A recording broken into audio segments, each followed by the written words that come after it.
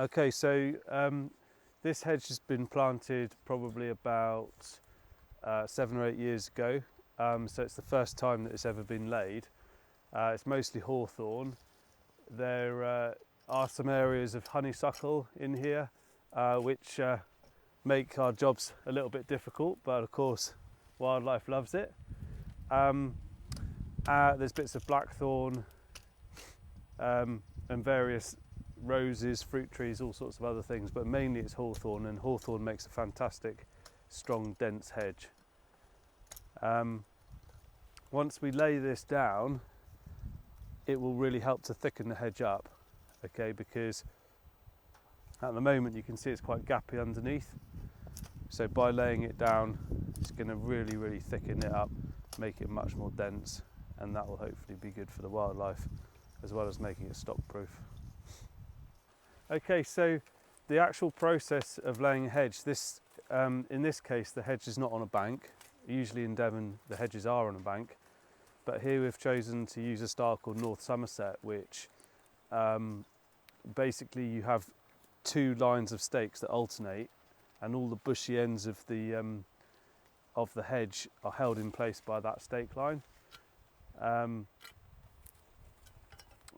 So Jolyon is about to lay this steeper here, uses the bill hook, cuts his way through, part way through the stem, lays it in place, and then Tim is doing the building work. He's finding somewhere for each one as it comes down in between the 2 lines of stakes.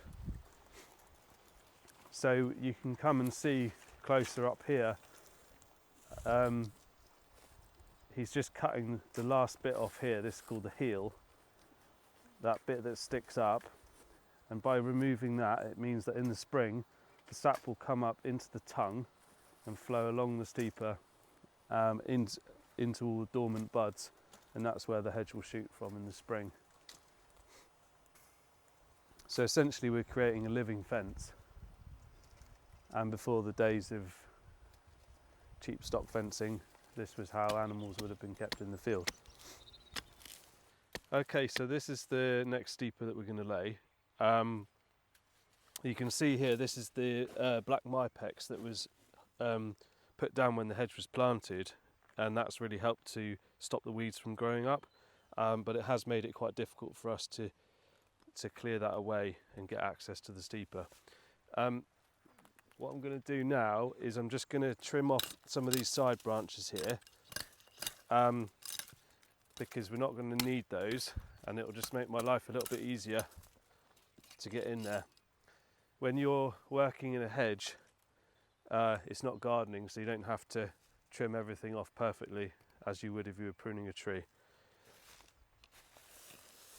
So I need to try and get in here so that I can get my bill hook into the right place. Again, I'm just going to trim a few of these off. Anything that might get in the way of my swing is not good news. And then the next thing is just to make sure that it's free at the top here.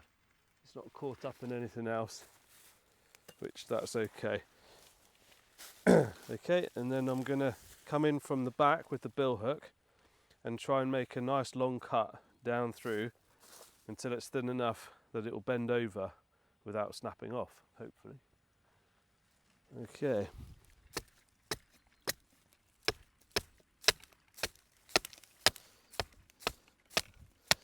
Okay, and Jolyon's going to take it so that we don't drop it on anybody's head, like that. There we go. And then what we do is just trim off anything that's obviously sticking out of the line of the hedge, and make sure it finds a home in the right place. What about that one? We can bend it in there, or maybe we cut that one off, I think.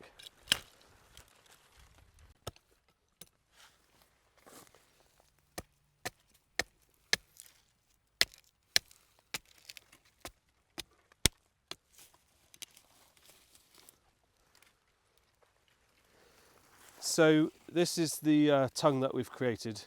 Nice smooth tongue. it's held on at the bottom here. This is called the hinge. If I pull this, it's really firm. So in the spring, the sap's going to come up and it's going to flow into this steeper, as they're called in Devon. Other parts of the country they're called pleachers or plashers. And all along that pleacher, on the dormant buds, it will shoot. And we'll have created a living fence. This bit here is called the heel. That bit needs to be cut off so that the sap can flow into here. So I get down as low as I can.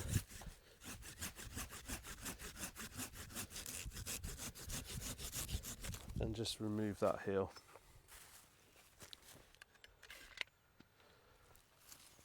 There we go. So this one's called Peggy Sue, and she just temporarily pins the hedge in place while I am building. Once we get up to pretty much full height, I replace her with a proper stake. So she comes out, okay, and then what we want to do is get it in behind something strong like that so that it's held in place. And I'm going to check along the line to make sure it's nice and straight. And then this is my basher that was made out of a piece of holly that was growing like that, you see. It was cut off here and here and here. And that's what I use for bashing the stakes in. Okay. Let's have a look. What's that like?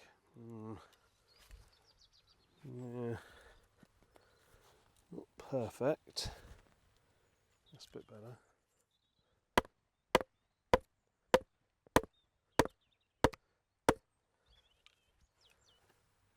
Yep, that's not bad. And then what I do is get Peggy Sue, find her a new home further down the hedge. So the way that North Somerset style works is that the stakes are pinned in place down below by one of the steepers, and the top of the stake holds the bushy ends in. So we'll pop her in there, give her a few knocks, and then the next time the steepers come down we can weave them in behind. I can see now that that stake that I put in there is not in a good line, so I'm going to do that one again, because we're perfectionists, Jolyon and I. I'm going to see if I can get it in a bit tighter. That's better.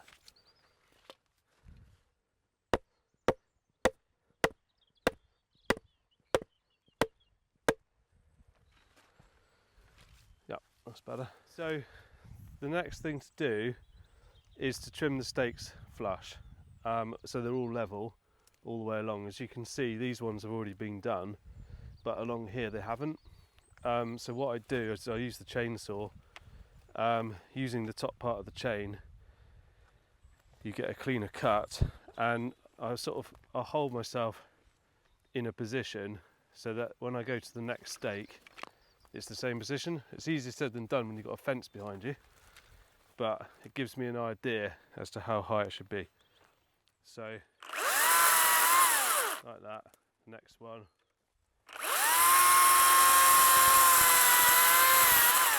That. The next one.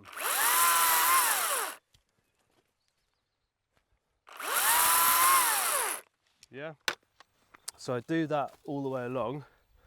Then I go down the other side and I do the same.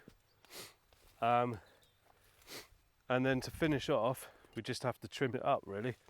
And I'm not going to trim the top right now because I haven't done the stakes on the other side. But essentially, we're going to run along the top with the bill hook and also along the sides, and we're just going to cut off or poke in anything that's sticking out beyond our line.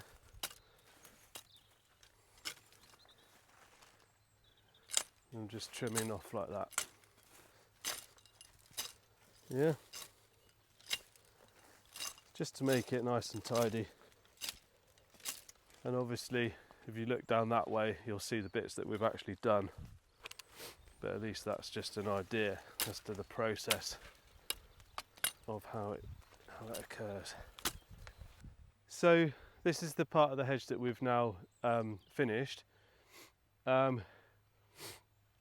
We've trimmed the stakes, we've trimmed the hedge, and this will now grow for quite a number of years. Ideally, it might get trimmed once or twice, and that'll help to thicken it up. And then maybe it'll be laid again in anything from 6 to 10 years time. When it's grown right back up again, we'll come along from each of the stalls where we were cutting before. There should be 3 or 4 now growing next time we come back, and we'll have much more choice of things to lay, be able to create a much thicker and denser hedge than what it is now.